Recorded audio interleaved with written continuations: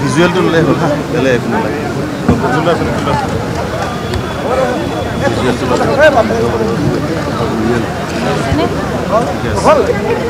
মামাৰ অফিচত দি থৈ হ'ব ল'ব আমি গৈ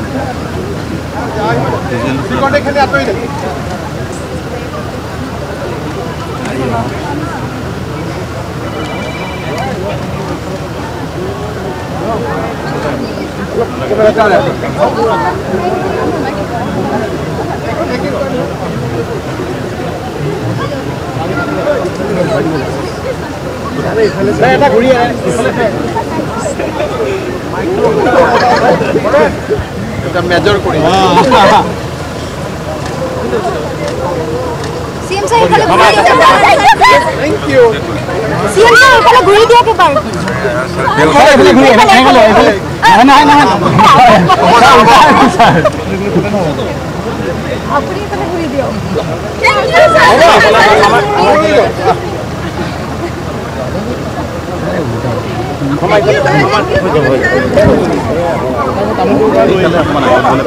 নাই তাৰপৰা বেছি ভিৰহে পাই আছোঁ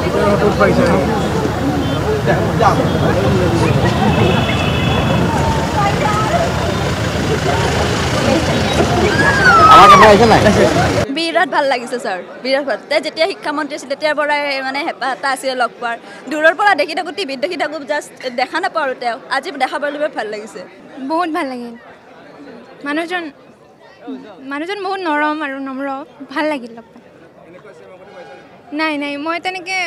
দেখাও নাই সন্মুখৰ পৰা ফাৰ্ষ্ট দেখিছোঁ ভাল লাগিছে গুৱাহাটী বিশ্ববিদ্যালয়ৰ পৰা আমি আজি এইটো মানে আমাৰ বাজেট ছেশ্যনটো আমি live as an audience experience কৰিব পাৰিলোঁ অনুভৱ কৰিব পাৰিলোঁ এইটো আমাৰ কাৰণে বহুত ডাঙৰ কথা যিটো আমি এইটো মানে উপভোগ কৰিব পাৰিলোঁ আৰু এইটোৱে যে মানে এটা ডিবেট শুনি যেনেকৈ ভাল লাগে মানে আমি কৈতো ভাল পাওঁ বাট শুনি যে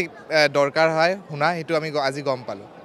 ভালে লাগিলে এইটো মানে সাধাৰণ কথা নহয় এটা এছেম্বলিত আহি পিনে বহি পিনে এই বস্তুটো চোৱা প্ৰতিক্ৰিয়াটো শুনা সেইটো এটা বহুত ডাঙৰ কথা আৰু মই সেইটো ক'ব বিচাৰোঁ যে আমি যে এইবোৰ শুনিব যে সক্ষম হৈছোঁ এইটো শুনি থাকিলে যে আমি কিমান জ্ঞান পাব পাৰোঁ সেইটো এটা ডাঙৰ কথা আজি অসম বিধানসভাত এনেধৰণে আজি ভাল লাগিলে সকলো ছাত্ৰ ছাত্ৰীৰ কাৰণে লগতে অসমৰ সকলো জনতাৰ কাৰণে এইটো মুকলি কৰি দিছে সেইটো সকলোতকৈ ডাঙৰ কথা পোনপ্ৰথমে আমি বিধানসভাত কি ধৰণে কাৰ্য চলি সেইটো আমি আগতে মোবাইলত দেখিছিলোঁ এতিয়া আমি স্বচক্ষে দেখি এখন